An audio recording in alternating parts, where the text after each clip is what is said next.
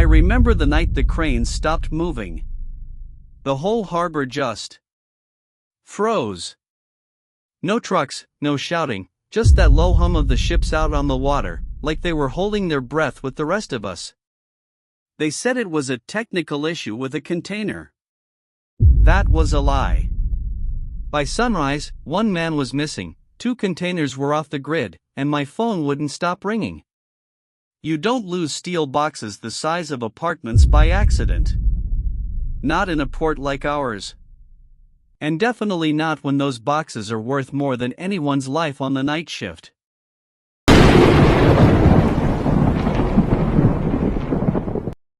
They called him Jonas Keller. 42, dockworker, night shifts only, no record, no debts. The kind of man the city forgets until he doesn't clock in. Dispatch flagged him as no-show, possible sick leave. His supervisor flagged him as this is strange. I flagged him as my problem. When I got to the port, the air smelled like fuel and wet rust. Floodlights carved pale rivers over rows of containers, stretching into the fog. I'd walked this ground for 15 years, but that morning it felt different, like someone had moved the walls in while I was asleep. Security met me at gate 3. "Detective, we've got a gap," the guard said, voice tight. "One badge used to enter, no badge used to leave." Keller came in at 22:13. And then nothing. We checked his locker. Still full. Work gloves, thermos, half-eaten sandwich wrapped in foil. People who plan to disappear don't leave their coffee behind. Camera showed his last movements, Jonas walking along row H, between stacked containers, neon vest glowing under the sodium lights. Then a blind spot, 30 meters with a dead camera. After that, he was gone. I asked for the manifest on that row. Refrigerated units. Fruit imports. Perishables. Innocent on paper, too innocent. The kind of containers smugglers like to borrow. As I flipped through the paperwork, my thumb stopped. One container number had a tiny handwritten correction. Different ink, different handwriting. Someone had changed it after printing. I looked up at that endless metal skyline and felt it for the first time that day. If Jonas Keller was missing, he wasn't lost. He'd been erased. But that wasn't the strangest part. The strangest part was who had signed off on that container. Container HXRU 784213-6.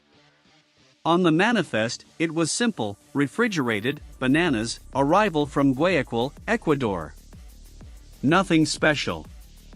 The port clears dozens like it every week. Except this one didn't exist in the main system. In customs database? Nothing. In shipping company logs? Nothing. On satellite tracking of the vessel's load? Also nothing. Like a ghost someone had penciled into reality at the last minute. The correction on the manifest was signed by Supervisor Lenz, a man I'd known for years. Former dock rat turned office boss. Graying hair, tired eyes, always smelling like cheap coffee in cold rain. Not the type to play games with paperwork. I didn't change that number, he told me, when I put the page in front of him. His fingers trembled just enough for me to notice. We get last-minute corrections all the time. Sometimes the agents send updated lists. Which agent? I asked. He hesitated. That was all I needed. Because in this harbor, hesitation is guilt in slow motion. His screen showed the audit trail.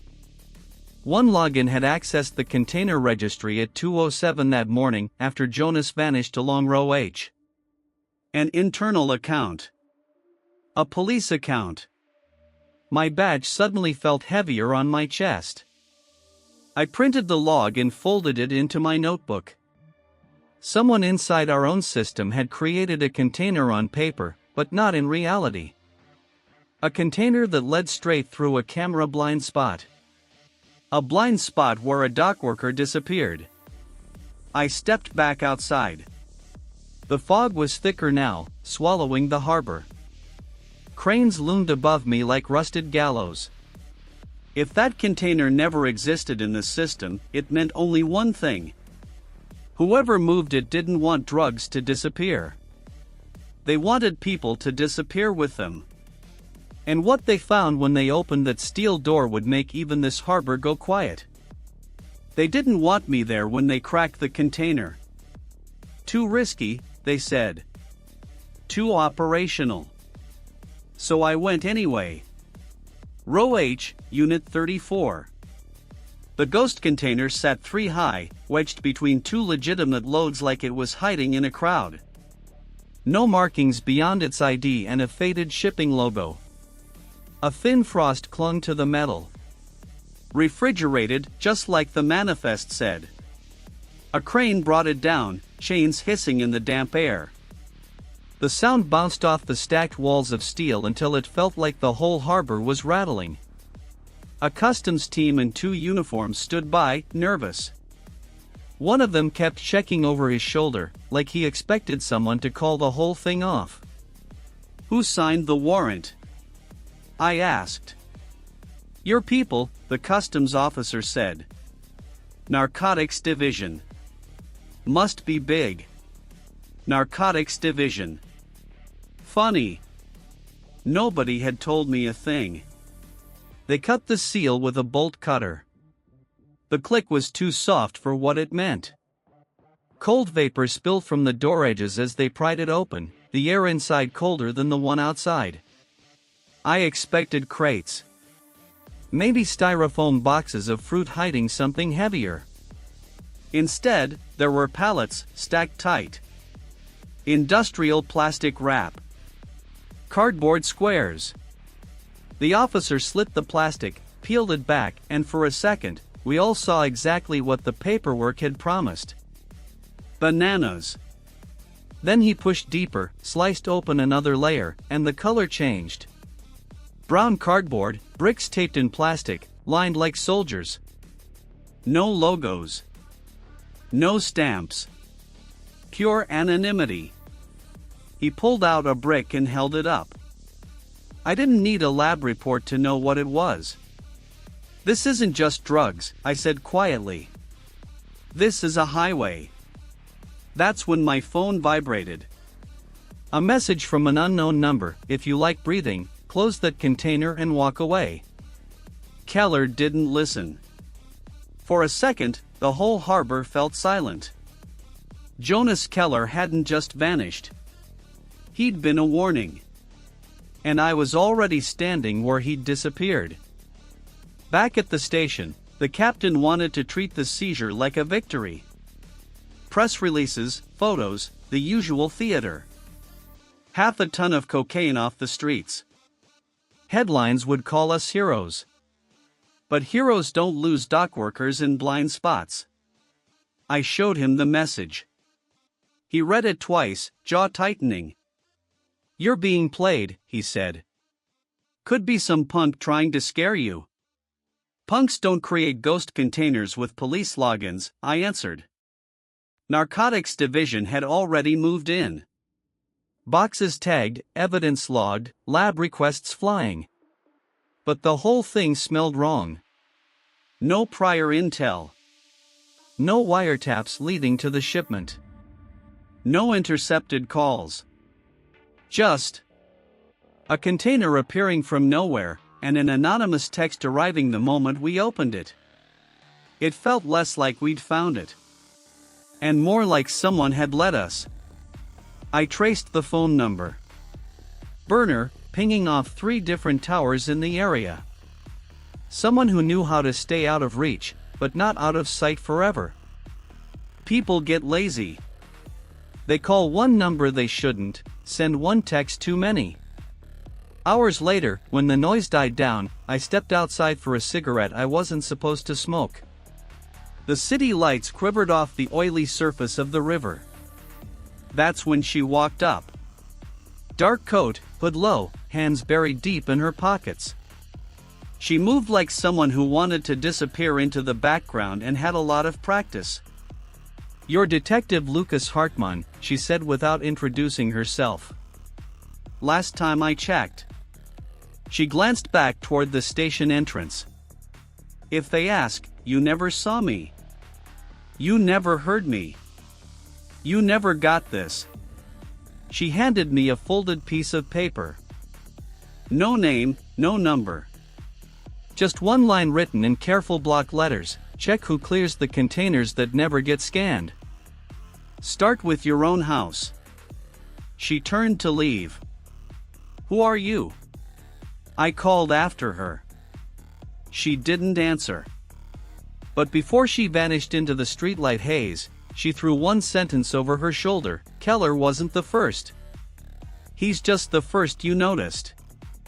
That was the moment I understood something I really didn't want to. This wasn't a case about one missing man. This was a case about how many missing men it took before anybody cared. Every container that enters the port is supposed to leave a trail. Manifest, scan, customs clearance, internal log. 4 footprints in the sand. I ordered a pull of 6 months of data.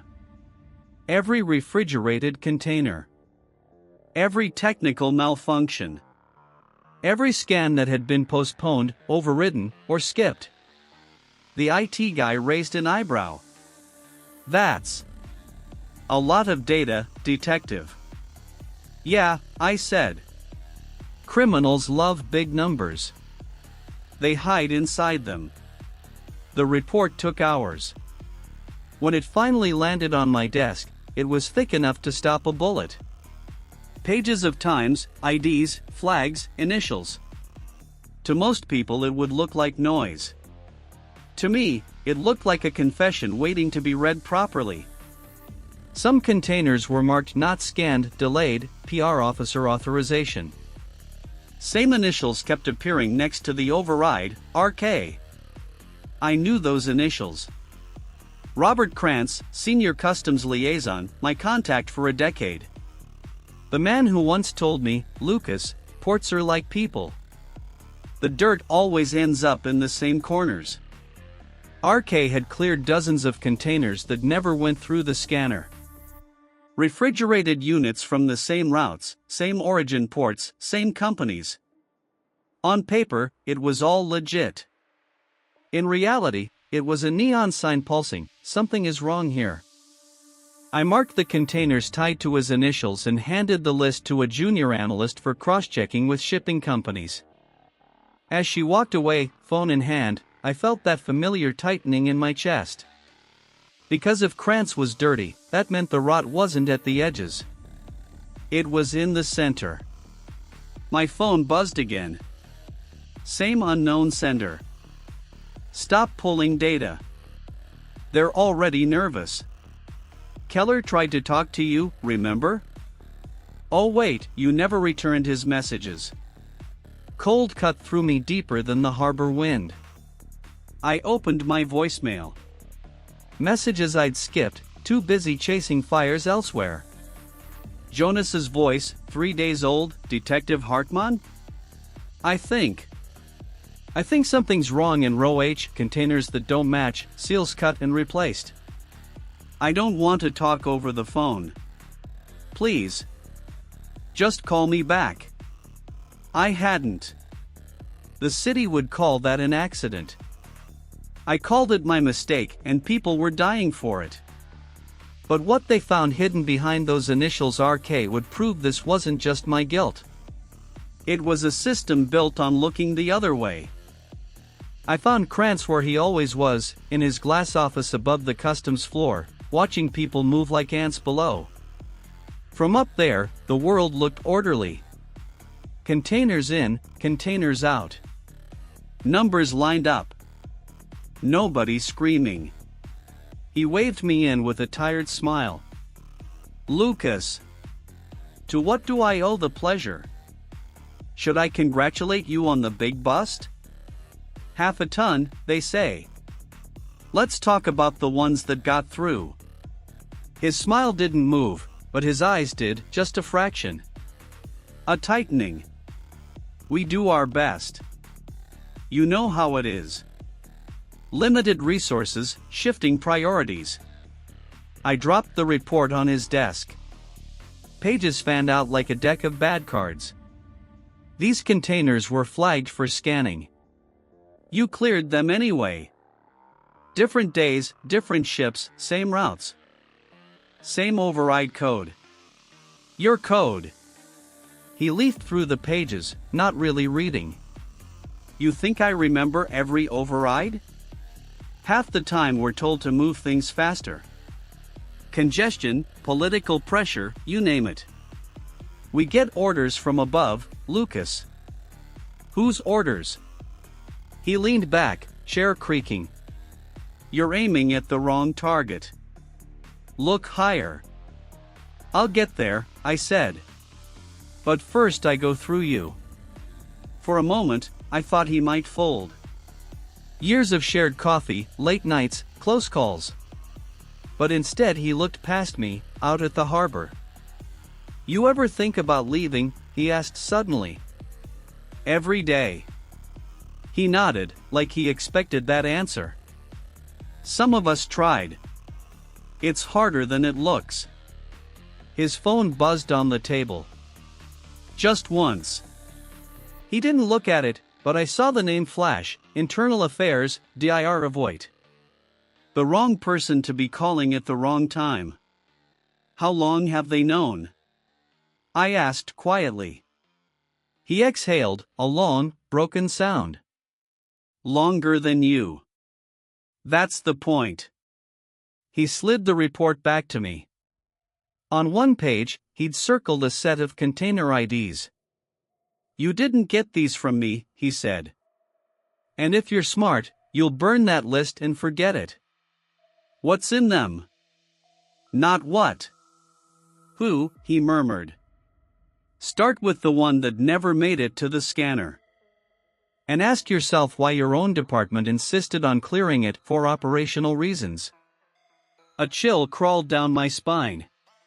Because if he was telling the truth, then this wasn't just about smugglers. It was about my badge and who had been using it as a skeleton key. And what came next would prove that some ghosts in this harbor wore uniforms. Cops like to say we're a family. Families lie more than anyone. I took Krantz's circled IDs to our internal database. 3 of them were flagged as controlled shipments for ongoing narcotics operations. Controlled. Meaning, we let them pass to follow the chain. Except there were no case files linked to them. No wiretaps, no undercover reports, no surveillance logs. Just a line, cleared supervising officer, DT commander or Voight director of internal affairs. The man who was supposed to be our conscience. The one who told me, the day I made detective, if you ever see dirt in this house, you come to me first. I sent a quiet request to the archive clerk for Voight's sealed operations. She called me back 10 minutes later. There's nothing, she whispered. No sealed files under his name for port operations in the last 5 years. Are you sure you're reading it right? I was. Which meant Voight's name was being used to bless invisible cases. Or worse, he was doing the blessing himself. That's when the email arrived. Internal sender, no signature, no greeting. Just one attachment, a photo. Security cam still. Jonas Keller. Standing in a corridor inside our own building. The timestamp was from 2 days before he disappeared. He was outside Voight's office door. The subject line, how many warnings do you need? My hands tightened on the mouse. I remembered Jonas's voicemail, the urgency, the fear. He hadn't just tried to talk to me. He'd gone all the way to the top. And for that, he'd walked into a blind spot that wasn't just in row H. It was inside this house. I closed the email and looked around the squad room. Same desks, same faces, same tired jokes. But now every laugh sounded just a bit too loud, every file stack just a bit too neat. You can't chase ghosts if the building you're in was designed to hide them. Still, there was one thing ghosts aren't good at: covering tracks in the harbor mud once you know exactly where to look. And down by the water, someone had already started talking. I found her where the city started to forget itself, down past the legal docks, where unofficial business clung to the waterline like rot. Old warehouses turned into cash-only clubs. Broken neon. Music that bled through brick. The bartender pointed me to a corner table without asking. "She's been waiting," he muttered. Same hooded coat, same way of watching exits. She had the kind of presence that said, "I've run from worse than you." "You read my note," she said. Not a question. I did. "You like dramatic timing. You like ignoring people until they're dead," she shot back. It stung because it was true. Keller tried to do the right thing. He thought the system would protect him. Then why didn't he go to the press? She laughed bitterly. "You really think reporters can protect dock rats from people who move tons of cocaine through your front door?" I leaned in. "Who are you?" "Call me Mara. I used to work manifests." She tapped the table with nicotine-stained fingers. "Until I started asking why some containers never saw scanners, never saw customs checks, never existed in the shipping company's own logs." "Krantz?" "Middleman," she said. "Scared, but useful. The real decisions come from above. Police. Prosecutors. People who can erase an investigation with one phone call." She slid a USB drive across the table. 6 months of copied logs. Internal routing. Camera placements. Watch the blind spots. They don't move them often, too obvious. But they do rotate which officers' names they use. You'll see a pattern. "What do you want, Mara?" "I want to get out before this place eats me," she replied. "And I want someone to remember Keller wasn't crazy.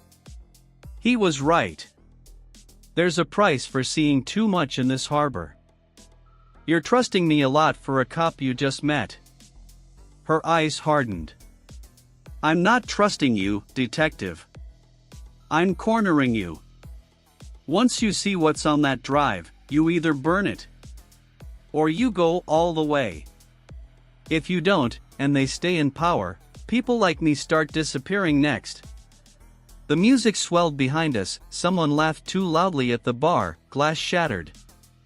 Life went on, like nothing in this city was wrong. But in my pocket, that USB felt heavier than my gun.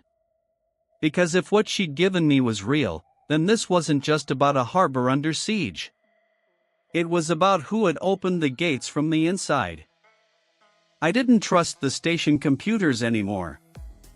So I went home, pulled the curtains, and booted up an old laptop I'd never registered with the department. The kind you keep for bad days you can't explain to anyone. The USB hummed to life. Folders.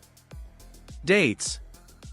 Logs exported from systems Mara shouldn't have had access to unless she'd been working closer to the nerve than she admitted. There they were. Lists of containers. Origin ports. Destination codes. Scan results. Overrides. Names. At first it was chaos. Lines of data dissolving into one another. But after an hour, maybe 2, patterns began to surface. Same handful of origin ports. Same type of refrigerated units. And the same small circle of authorizing identities, RK from customs, a rotation of mid-level logistics staff, and police supervisors whose accounts had no active cases tied to those shipments. Voight's ID appeared 3 times. Always for containers that never made it to the scanner due to technical malfunction. Except the scanners had clean service logs on those days. No malfunctions. No outages. Someone had written lies into the system and assumed nobody would ever dig this deep. In one folder, Mara had dumped camera footage lists, which cameras were down, and when. Cross-referencing those with the container movements made my skin crawl. Blind spots didn't happen randomly. They aligned. Row H, Unit 34. The place Jonas vanished. Row C, 6 weeks earlier. A missing truck driver, written off as a domestic problem. Row F, 3 months before that. An accidental fall that nobody could quite explain. Every time, a staff member went missing or died. Every time, a container slipped through with fake authorizations. I leaned back, rubbing my eyes. The city outside my window was a smear of sodium lights and wet asphalt. This wasn't smuggling with collateral damage. This was systematic cleansing of witnesses. My phone vibrated. Another anonymous message, "You're getting close." The question is, are you ready for what happens when you stop being useful to them? I stared at the screen. If I pushed forward, there was no going back. If I stopped, I was no better than the people burying bodies in paperwork. And somewhere in the harbor, Keller's last footsteps were still echoing in that blind spot. Those echoes weren't going to let me sleep. There are rules. Chain of command. Protocols. Reporting procedures. All of them work. Until the rot reaches the people who write them. By the time I walked back into the station, I'd made a decision that felt like stepping off a rooftop. I requested a formal internal inquiry into Voight and port operations, citing irregularities in controlled shipments. I copied the request to 2 external oversight bodies and the public prosecutor's office. No back channels. No quiet conversations. Just a loud, undeniable mark on the record. It took less than an hour for Voight to summon me. His office was all clean lines and glass, a shrine to transparency that suddenly felt obscene. He gestured to the chair opposite his desk. "Sit, Lukas." I remained standing. "I'd rather not." He studied me for a long moment, then smiled without warmth. "You've been busy. Pulling logs. Talking to the wrong people. Opening containers you weren't supposed to touch." "Funny," I said. "I thought that was my job." "You're not seeing the whole picture," he replied. "International operations are delicate. Sometimes we let product move to catch bigger fish. Sometimes that means not telling every detective who thinks he's the hero of the story." "There are no case files," I said. "No warrants, no oversight, no paper trail." "That's not delicate. That's convenient." His eyes went cold. "Careful." "For who?" I asked. "The men who go missing in our blind spots? The dock workers who think we'll protect them when they come forward? Or the people at the top who sign off on containers that never existed?" The silence that followed told me I'd hit something raw. He leaned forward. "Very well," he said. "If you want to play this game in the open, we'll do it your way." I left his office with a knot in my stomach. Because men like Voight don't surrender. They reposition. And the first move in any counterattack is simple: isolate the problem.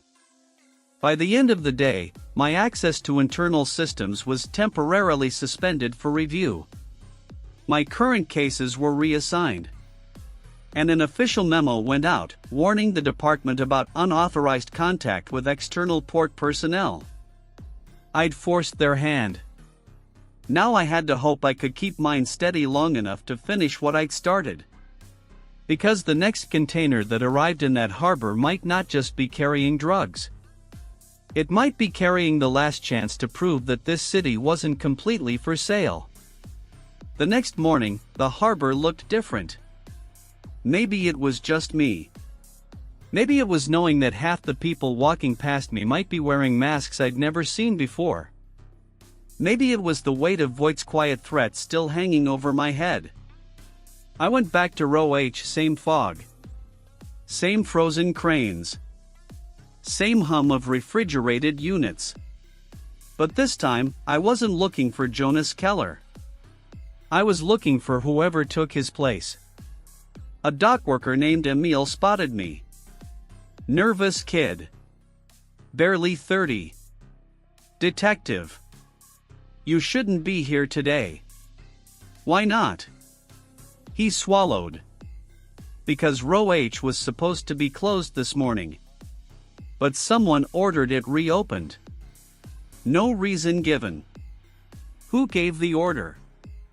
Internal Affairs, he whispered. The hair on my neck lifted. Inside the blind spot, I noticed fresh marks on the concrete, dragging patterns. Someone had moved something heavy recently. A container or someone. I followed the path until it ended behind a stack of pallets. There, half hidden, a torn piece of reflective vest. Keller's type. Not old. Not weather-worn. Fresh. Someone wanted me to know they were still cleaning up. A message, just for me. Because ghosts don't leave clues unless they want you to follow them. I headed to the scanner control station next. Operator on shift, Autobrunner. Old school, slow-moving, the kind of man smugglers rarely try to bribe because he writes everything down. He perked up when he saw me. Detective Hartmann? You're not supposed to be around these parts. Heard your access got suspended. News travels fast. He nodded toward the monitors. You're not the only one they've been watching. He showed me the scan logs for the last 12 hours. Almost everything looked normal until he zoomed in on one anomaly. Container FRMU 993128-1. Manifest, frozen meat. Route, South America. But here was the trick, its scan file was a copy-paste of a scan from 3 days earlier. Same shapes. Same density. Same resolution noise. Someone had replaced the scan. Faked it. Who approved this? I asked. Brunner frowned. Internal Affairs override. Same signature you're chasing, I bet. Voight's. I felt the walls tightening again. Someone was preparing a shipment, one they didn't want me anywhere near. And if they'd already faked the scan, it meant the container was moving soon. Very soon. I went back to Mara. She wasn't surprised. They're accelerating, she said. Once you filed that inquiry, they had to move. They can't let evidence sit still. What's in the new container? Not drugs, she said. People. The word hit like a hook to the ribs. She leaned closer. Keller didn't stumble onto cocaine routes. He stumbled onto transit routes. People moved in refrigerated units so scanners don't pick up heat signatures. My stomach turned. You're telling me they're mixing human trafficking with narcotics ops? I'm telling you, she whispered, that the drugs are camouflage. Everything inside me went still. She slid me another note. This is where they'll load it. Tonight. Midnight. Platform E12. I memorized it. Burned it into my mind. Folded the note and shoved it into my pocket. Why are you helping me? I asked quietly. Because I'm next, she said, voice breaking for the first time. I saw the wrong route last week. My name is probably already on someone's desk. For the first time since this started, I felt the case getting personal. Not because of Keller. Not because of the harbor. Because the people doing this thought they were untouchable. Tonight, I'd prove they weren't. I approached platform E12 from the shadows between the container stacks. Midnight in the harbor is a strange kind of silence, alive, but watching you back. A forklift moved in the distance. A truck idled with its lights off. Someone whispered instructions in low German. Then I saw it. The container. FRMU 993128-1. The ghost shipment. 3 men stood around it, none wearing dockworker uniforms. One of them had a police-issue sidearm. Uniforms in the shadows.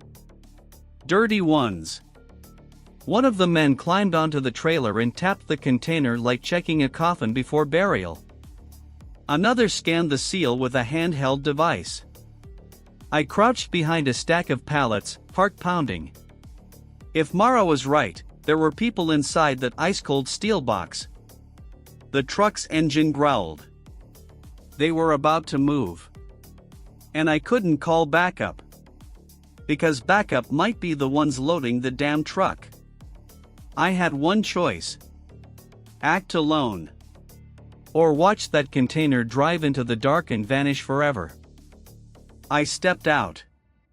Not quietly. Not subtly. Just enough that they heard boots on wet concrete. All 3 froze. Police! I shouted. Step away from the container. The one with the sidearm reached first.